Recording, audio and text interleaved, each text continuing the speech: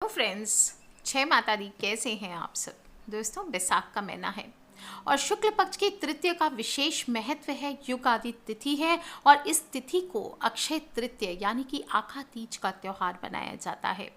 पौराणिक ग्रंथों के अनुसार इस दिन जो भी शुभ कार्य आप करते हैं उनका अक्षय फल मिलता है और इसीलिए इस दिन को अक्षय तृतीय कहते हैं। इस दिन आप कोई भी चीज़ अगर घर खरीद कर लाते हैं तो उससे अक्षय वृद्धि होती है।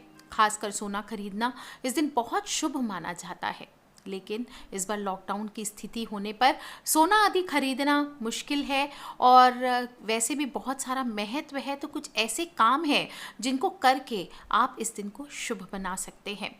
अक्षय तृतीया के बारे में कहा जाता है कि सिर्फ खरीदना ही नहीं, इस दिन दान करना भी अक्षय फलदायी होता है और भगवत कृपा से दान करने वाले को अक्षय फलों के साथ साथ अक्षय पुण्यों की प्राप्ति होती है।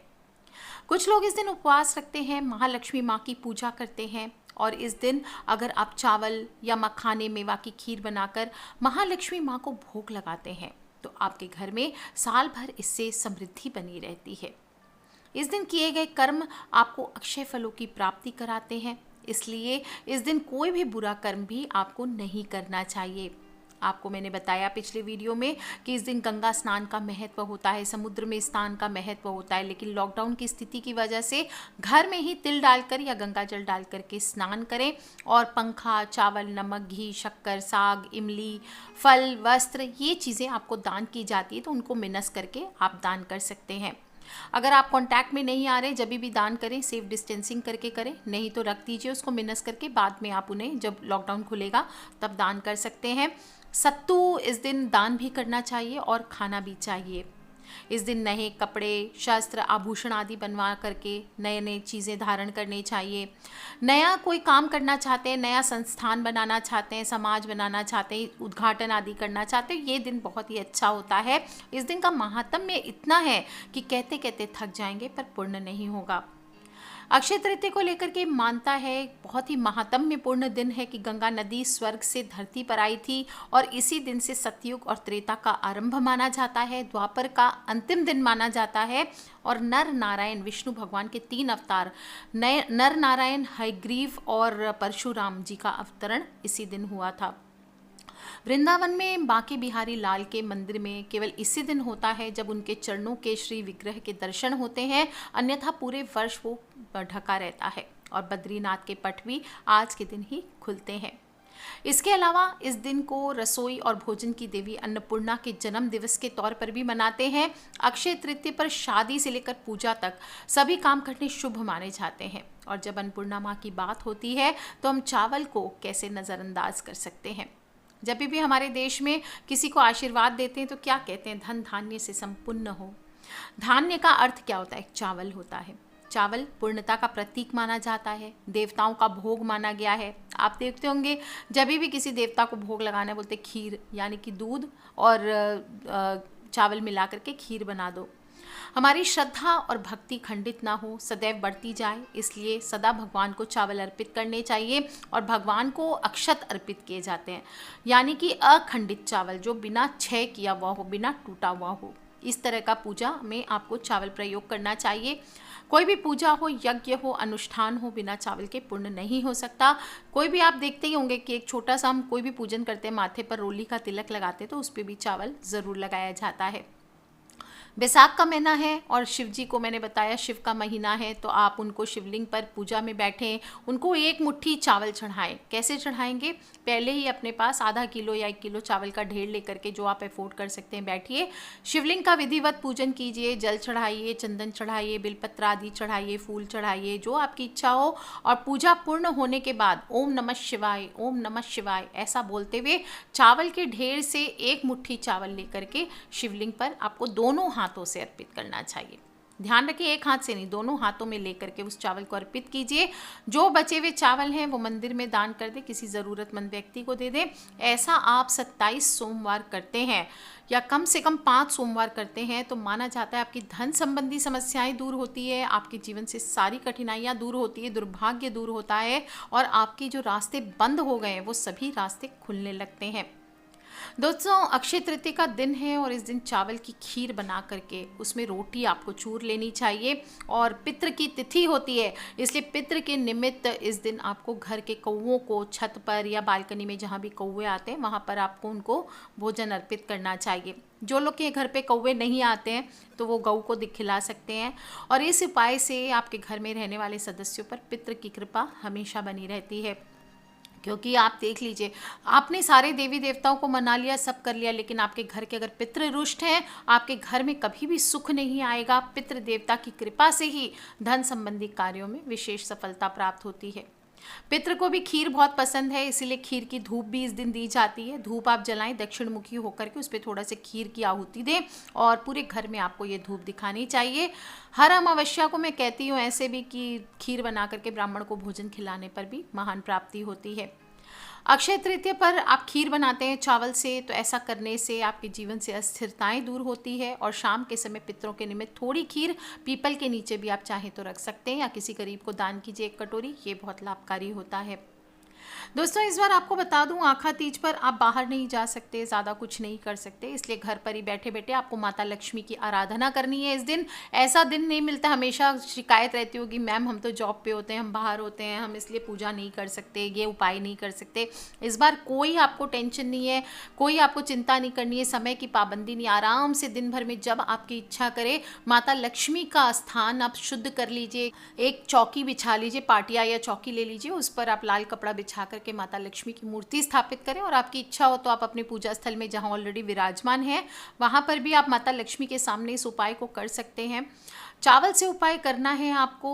और अगर ये उपाय ऐसा चमत्कारी होता है कि अगर आप अक्षय तृतीया पे मिस भी कर दें तो भी आप बाद में किसी भी पूर्णिमा के दिन, किसी शुभ मुहूर्त या कोई भी आएगी बड़ी तिथि, उस दिन आप या पुष्य नक्षत्र में इस उपाय को कर सकते हैं। ध्यान रखें, अक्षय तृतीया का दिन है, सुबह आपको जल्दी उठना चाहिए, समय से उठ करके शुद्ध जल से स्नान करें, तिल आदि डाल करके। सफ़ेद वस्त्र अगर हो सके तो पहने, नहीं तो लाल पीले वस्त्र पहने, नीले काले वस्त्र इस दिन धारण ना करें।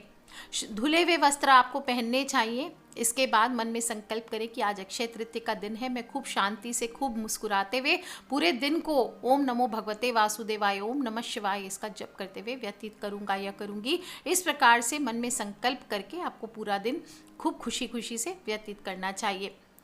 अपने सभी कामों से निवृत्त होकर के अपने जो भी पूजा पाठ की जगह है जहाँ पर आप उपाय करना चाहते हैं उस जगह को, स्थान को साफ कर लें। हो सके तो अपने घर के मुख्य द्वार को साफ करके थोड़े से हल्दी जल का छिड़काव करें। अपने मुख्य द्वार पर रंगोली लगाएं, ये बहुत खूबसूरत होता है। नया बंदरवार जैसे कि आप लगाते हैं दिवाली पर, आम के पत्तों का, अशोक के पत्तों का बंदरवाल लगा सकते हैं, या फिर ऐसे भी आपका जो बंदरवाल है उसको धो के फिर से आप अच्छे से या नया बंदरवाल लगा सकते हैं। एक पाटिया ले लें और उसे आप उत्तर की ओर मुख करके आप बैठें। इस प्रकार से आप उस पाटिया को विराजमान कर लें उत्तर दिशा में, या फिर पूरब दिशा में कर सकते हैं। और एक छोटा सा लाल रंग का या पीले रंग का रेशमी कपड़ा, या पिंक भी ले सकते हैं आप, अगर नहीं हो तो लाल, पीला, पिंक, ब्लू, ब्लैक नहीं लेना है, ये बात का ध्यान रखना है। कोई भी रंग का रेशमी कपड़ा आप ले लीजिए और इस कपड़े में पीले चावल आपको लेने हैं 21 दाने अखंडित। अखंडित मीन्स पूरे साबुत बासमती चावल या देहरादूनी चावल आते हैं, उसके आप 21 दाने ले लीजिए और उनको थोड़ी सी हल्दी में बिल्कुल 1-2 बूंद जल मिला करके उसको पीला कर लीजिए। और फिर इस लाल कपड़े में, आपको रेशमी कपड़े में पीले चावल रख देना। अब इन दानों को कपड़े में आप बांध लें और माता लक्ष्मी की जब चौकी बन जाए वहाँ पर रख कर, या जहाँ पर भी आप करना चाहते हैं इस उपाय को, वहाँ पर लाल कपड़े में बंधे चावल को रख दें। और फिर उसकी भी, पोटली की भी आपको पंच उपचार पूजा करनी है। ओम महालक्ष्मी नमः, पहले ओम गण गणपते नमः कीजिए, अपने गुरु का ध्यान कीजिए, अपने इष्ट का ध्यान करिए, जो भी आपके परिवार के देवी देवता उनका ध्यान कर लीजिए। इसके बाद आप माता लक्ष्मी का मंत्र का जप करें, ओम महालक्ष्मी नमः, ओम महालक्ष्मी नमः, ओम महालक्ष्मी नमः, या आप और कोई लक्ष्मी मंत्र आपको अच्छा लगता है आप वो भी मंत्र कर सकते हैं। ध्यान रखें कम से कम 27 बार मंत्र को बोलें, 108 बार बोल सकते हैं तो बहुत ही अच्छी बात है।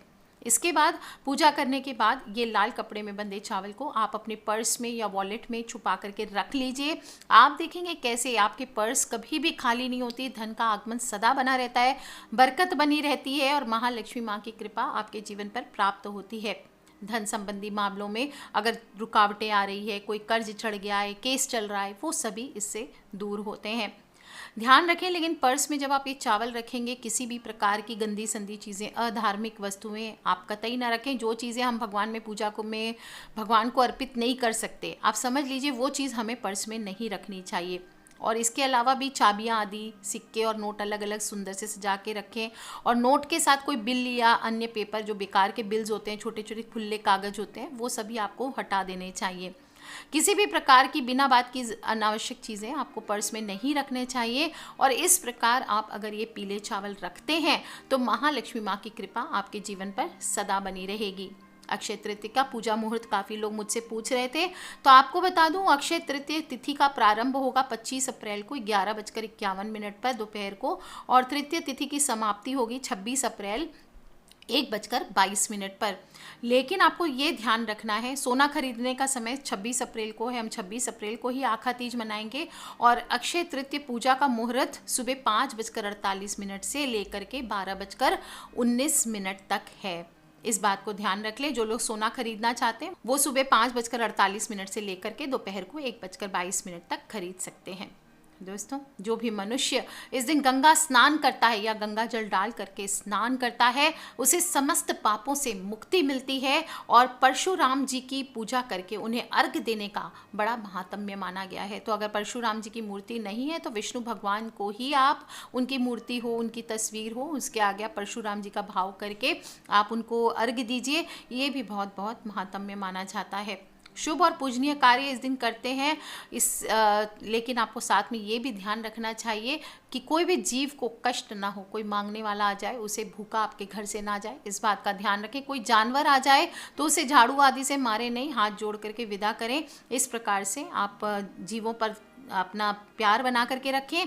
और श्री कृष्ण भगवान ने भी कहा है कि ये तिथि परम पुण्यमयी है। इस दिन दोपहर से पहले आपको स्नान, जप, तप, होम, स्वाध्याय, पितृ तर्पण जो भी करना है वो करना चाहिए, और इससे महाभाग अक्षय पुण्य फल का भागी होता है। ये तिथि वसंत ऋतु के अंत में आती है और ग्रीष्म ऋतु के प्रारंभ का दिन माना जाता है। और अगर साइंस से भी देखें तो ये समय बहुत महत्वपूर्ण होता है। रोज स्नान करना चाहिए, ठंडी ठंडी चीज़ें खाना चाहिए। और इसीलिए हम अक्षय तृतीया के दिन जल से भरे हुए घड़े, कुल्लर, सिकोरे, पंखे, खड़ाऊ, छाता, चावल, नमक, घी, खरबूजा, ककड़ी, चीनी, साग, इमली, सत्तू, ये सब गर्मी में जो लाभकारी चीज़ें होती है, इनको यूज़ भी करना शुरू करते हैं। और इनका दान भी पुण्यकारी माना गया है।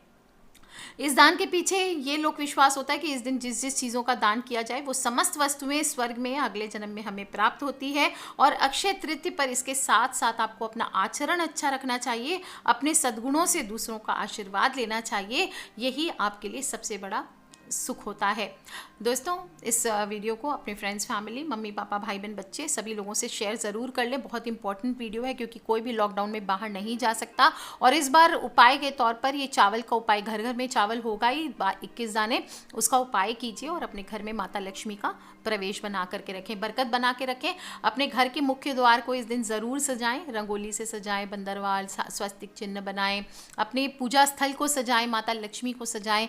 गार्डन में, बालकनी में अगर आपने पॉट्स लगाए उसमें से जो फ्लावर्स है वो चढ़ाइए और सच्चे दिल से ओम महालक्ष्मी नमः, ओम महालक्ष्मी नमः, ओम महालक्ष्मी नमः इस प्रकार से बोलते हुए आप पूरे दिन को व्यतीत करें। माता लक्ष्मी आप सभी के घर पे सदा निवास करें। ये अक्षय तृतीया आपके जीवन में बहुत सारी धन संपत्ति, सुख संपत्ति लेके आए, क्योंकि मैंने बताया राजयोग में आ रही है इस बार अक्षय तृतीया।